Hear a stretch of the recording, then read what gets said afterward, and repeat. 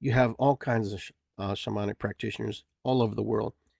And I think sometimes we landlock our mind in our perception of what a shaman is. And so it could be fair and it could be unfair at the same time. But the cool thing about it is this: understand that there's all kinds of shamanism and all kinds of work that we're going to be doing through that process.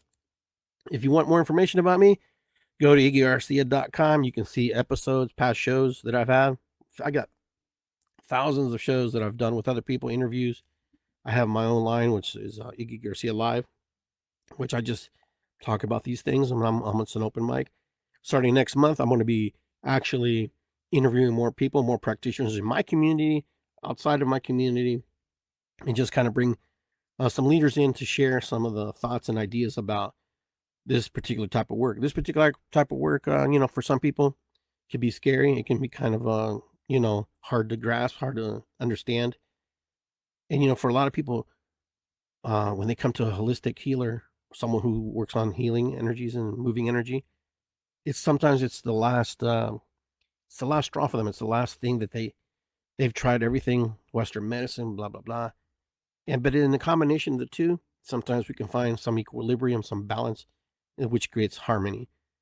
And shamanic practice is more about creating the harmonic flow and the resonance of our energy in alignment with things around us.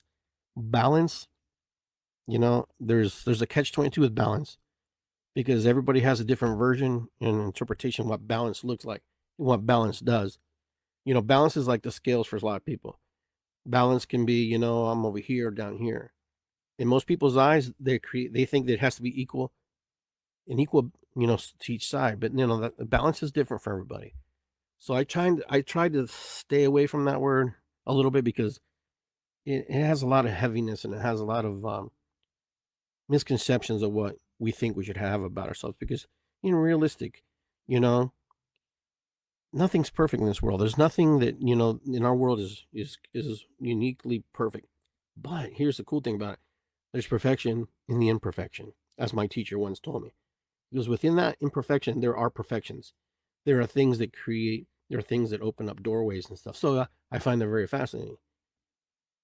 So I just thought I'd share that about my book. You can find it on Amazon. So I'm really proud of that book because that's my very first book, and all the years that I've done, because all the information's been in my head and all the research I had to do to bring that book to light, which is there's a lot of people I credit in that book for helping me, and I'm really happy for that.